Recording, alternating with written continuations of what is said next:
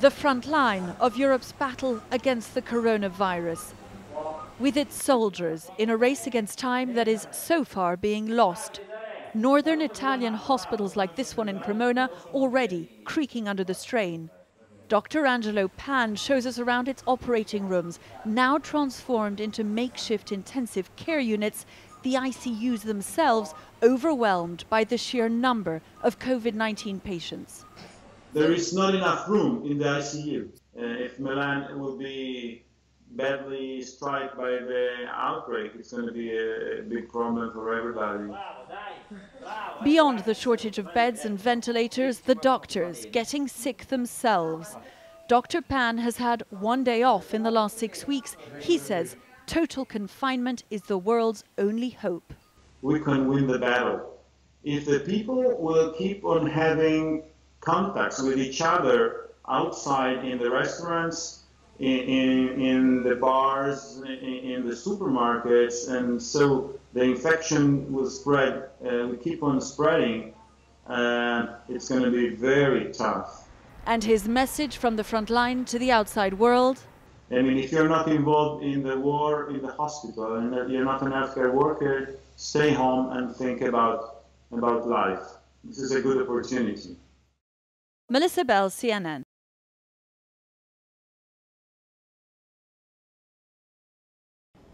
Test, test, test, says the WHO, but it can take days in a lab. Yet in Oxford, England, they think they've made a pregnancy-style colour-based test usable anywhere, the raw materials for which cost about $25. Now, this isn't a hospital, of course, and these are not sterile, but the hope is you'll be able to take a specimen from someone's nose, put it in a test tube, and then get it tested in just about half an hour. At Oxford University, they can't test me as it could contaminate their laboratory, but they work on a negative and positive control sample and had a head start 6 weeks ago with help from partner academics in China. Here, he adds a positive control sample to their special mix of chemicals and enzymes before a colleague steps in to stop cross-contamination. I have done the positive and she's doing a negative in the second tubes. She puts it into a machine that heats both samples to 65 degrees centigrade or 150 Fahrenheit for 30 minutes. Then it's done. Pink is good, yellow is bad. There's a race against time here too. They need clinical trials for about a week, then regulatory approval to be swift, and then mass production in clean facilities. They hope, though, that may all be possible within 2 to 4 weeks. Nothing works until it works, and there could be shortfalls here. But there's another bonus as well. For now, we are trying to push it that everything needs to be handled by the professional people in the hospital, but we are doing it, like doing some more development to hopefully that we can have an easy kit that people can use it at home. The test needs a temperature anyone can create with water at home. So 1 part cold, 2 parts boiling hot. Exactly. And then we just pop the test in and put the lid on. There are kits that claim to be faster, but this is simple and could be used anywhere for even less than $25 if mass-produced. Possible, cheap, quick clarity at a time when uncertainty rules. Nick Payton-Walsh, CNN, Oxford.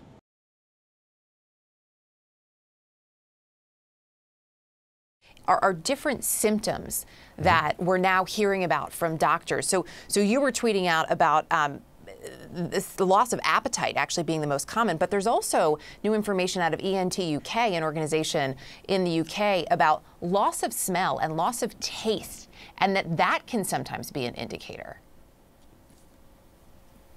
Yeah, and this is fascinating. So they go back and they look at these patients, obviously many of them in China, trying to figure out how exactly did their courses progress? Were there other symptoms? You may remember initially there was a thought that there wasn't really much in the way of digestive symptoms, but the study of about 200 patients out of China show that in fact not only were there digestive symptoms present in about half the patients, oftentimes it was the first symptom, loss of appetite, about 84% of the time, diarrhea, abdominal pain, vomiting, those types of symptoms. So it's a little bit of a heads up for people to say, maybe this doesn't always start with a fever or a dry cough or shortness of breath. It can start about half the time with digestive symptoms.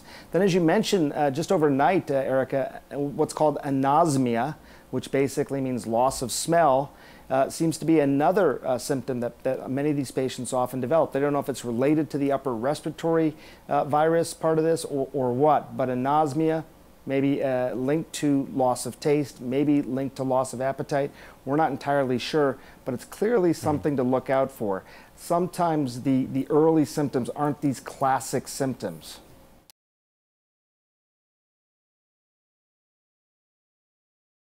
Such a hard time for so many of us. And the first step is to think about a sense of predictability, a sense of routine. We know that that lowers the stress response. And so even finding small plans throughout the day that can stay consistent from one day to the next can be really, really helpful. Watching your sleep is so important. It's under threat right now because we're so anxious, but then it's a double whammy. When we don't get good sleep, we're more hypersensitive to threat, so we know that we feel worse.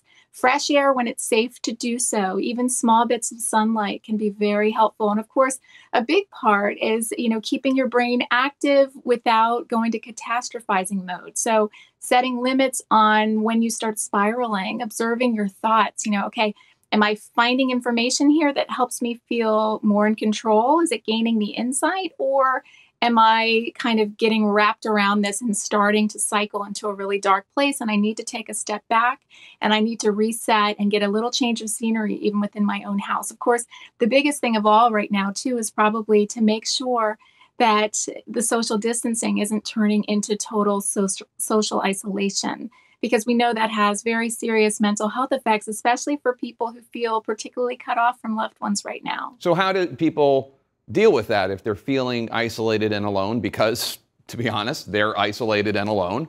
What should they be doing to help alleviate that? Yeah, it's been heartening to see people are really getting creative, having virtual happy hours, cooking with each other over FaceTime, like let's cook dinner together, watching movies together, saying, hey, let's have breakfast together, playing their instruments for each other, or reading the same book together and talking about it on the phone. Ironically, I think one positive, bright spot within this larger horror is that people are having to find ways to come together. And because so many people are trapped at home, it almost gives them more motivation to say, hey, I really need something here and I'm going to make it happen. Of course, not all of us can do that. It depends on our technology.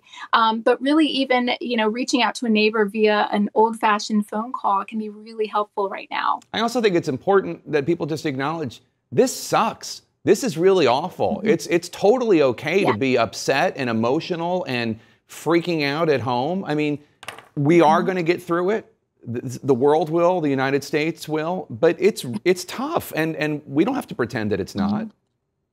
Yes, that's such a good point. I think accepting that some anxiety right now is very normal. Our circumstances are anything but normal, but our anxious reaction to that can be very normal. Can we harness that? Can we manage that? Can we observe ourselves and try to find pockets of the day where we sit and we breathe and we say, this is really hard. Is there a part of this that, I will remember in a way as helping me grow? I know that sounds sort of ridiculous when we're so anxious, but thinking about how we can look back on this and be the people that we want to be in these moments can be really powerful.